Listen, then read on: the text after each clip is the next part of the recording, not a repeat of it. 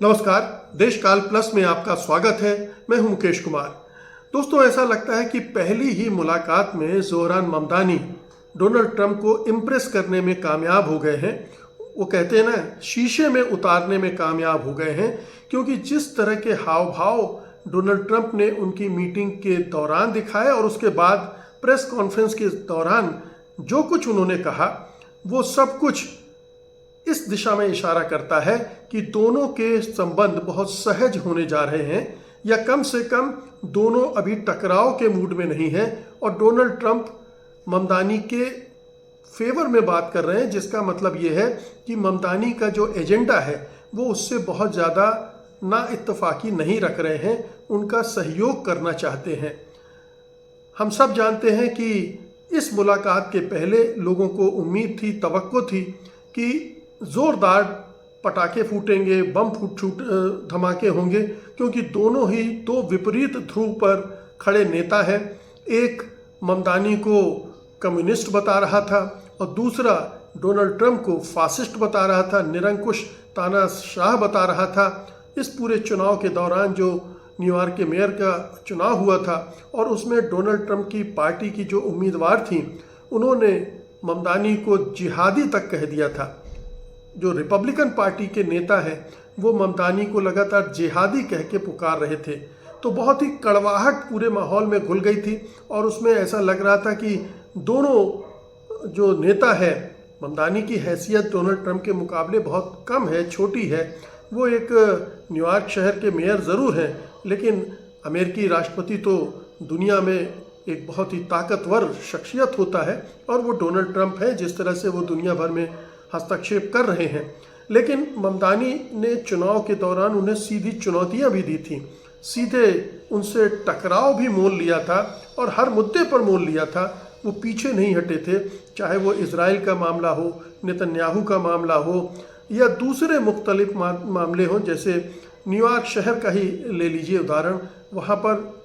जो बुनियादी सुविधाएं आम लोगों को दी जानी है, उस मामले में भी दोनों के बीच में बहुत गैप था, बहुत दूरी थी और इस वजह से डोनाल्ड ट्रंप बहुत चिढ़े हुए भी थे। वो तो यहाँ तक कह रहे थे कि हम न्यूयॉर्क शहर को दी जाने वाली फंडिंग रोक देंगे अगर ममदानी जीते तो कड़वाहट बहुत तेज हो गई थी, टकराव बहुत था। ममदानी ये भी कह रहे थे कि जो इमिग्रेशन पॉलिसी है डोनाल्ड ट्रंप की, वो बहुत गलत है, वो अत्याचार कर रही है जो प्रवासी हैं और वो उनकी रक्षा के लिए खड़े होंगे। इसी तरह से महंगाई के सवाल पर उन्होंने ट्रंप सरकार को घेरा था, ट्रंप को घेरा था। तो बहुत ज़्यादा दोनों के बीच टकराव और तनाव की स्थितियां उस समय बनी थी और ऐसा लग रहा था कि कहीं यहाँ तक ना डोनाल्ड ट्रंप चले जाए। उनकी पार्टी के नेता तो कहने ही लगे थे कि उनको अरेस्ट किया जा सकता है या उनको डिपोर्ट किया जा सकता है। इस तरह की बातें डोनाल्ड ट्रंप के कैंप की तरफ से की जाने लगी थी, लेकिन ममदानी डटे रहे और बहुत ही सौजन्यता और शालीनता के साथ उन्होंने अपना चुनाव लड़ा,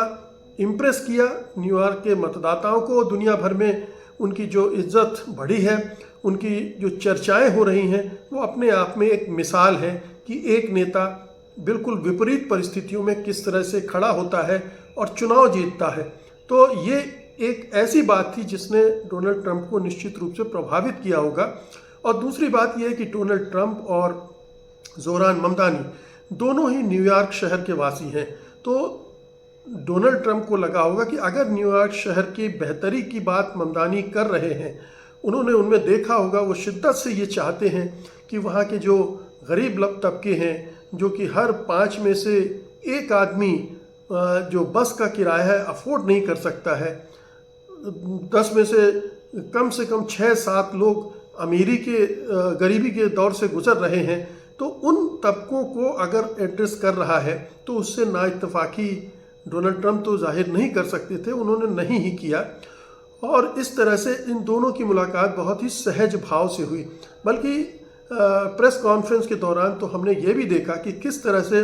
जब ज़ोहरान ममदानी थोड़ा धर्म संकट में फंसते दिखे, जब उनसे सवाल किया गया कि क्या वो अब भी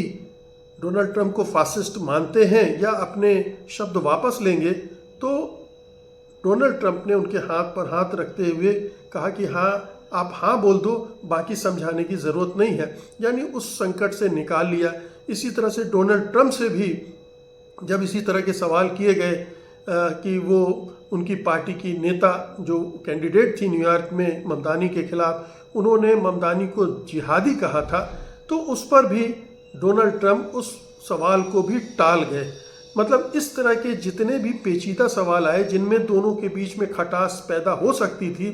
वो दोनों नेताओं ने उनको टालने की कोशिश की। तो ऐसा लगता है कि दोनों नेता एक सहमति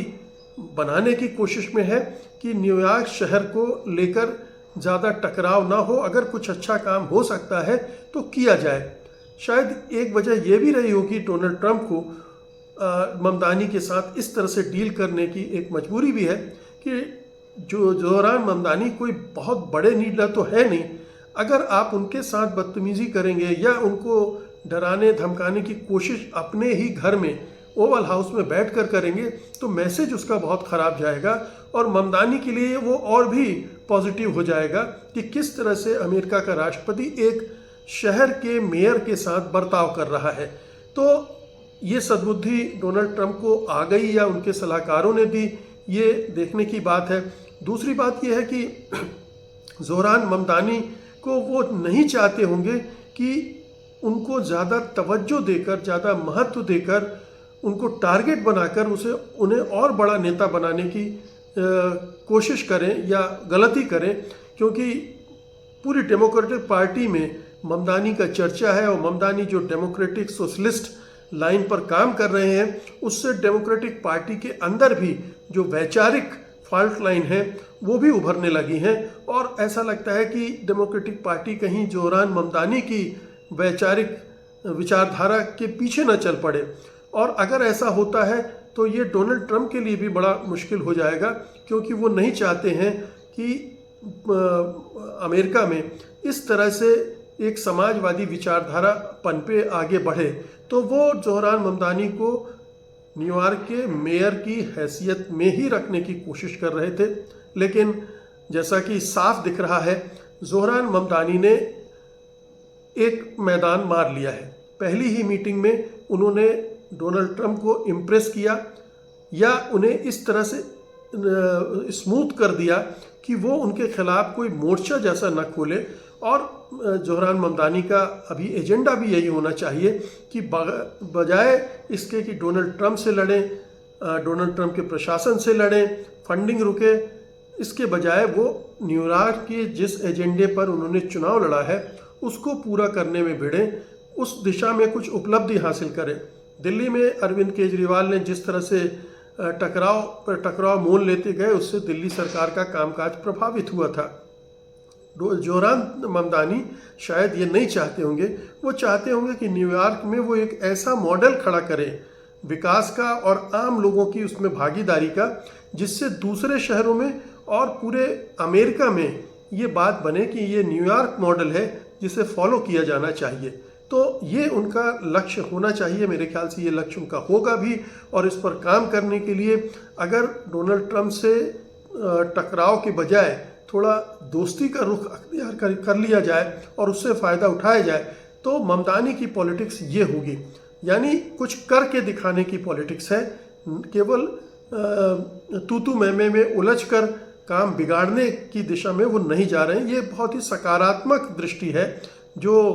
उनको आगे ले जा सकती है, क्योंकि अगर वो सफल होते हैं न्यूयॉर्क में तो अपने आप उनका कद बढ़ता चला जाएगा और डेमोक्रेटिक पार्टी में भी उनकी हैसियत बढ़ेगी। तो ममदानी ने एक बहुत सही दिशा में सही कदम उठा दिया है, डोनाल्ड ट्रंप को भी अपने साथ ले लिया है। ये उनकी सफलता की गारंटी भी बन सकता है। लेकिन ये मत मानिए कि ये जो नज़ारा हमें व्हाइट हाउस में दिखा है ये कंटिन्यू करेगा। हो सकता है कि आगे चलकर कुछ और फॉल्ट लाइन उभरें और इन दोनों के बीच तनाव भी पैदा होने लगे, क्योंकि 2026 में मध्यावधि चुनाव होने हैं, मिड टर्म पोल होने हैं, और उसके दौरान फिर गर्मा गर्मी बढ़ेगी और वहाँ पर ममदानी को भी एक भूमिका निभानी पड़ेगी और डोनाल्ड ट्रंप और रिपब्लिकन पार्टी भी उन पर एक अटैकिंग मुद्रा अपना सकती है। तो अभी जो मोटे तौर पर एजेंडा रहा है ममतानी का, महंगाई, आम लोगों को राहत देना, इमिग्रेंट्स को मदद करना, ये तमाम मुद्दे हैं जहां पर वो ट्रंप की से टकराव मोल न लेते हुए कुछ उपलब्धियां हासिल करके उन्हें प्रस्तुत करने की कोशिश करेंगे, और यही मेरे ख्याल से सही रास्ता भी है। बहुत बहुत शुक्रिया आपका, धन्यवाद, नमस्कार।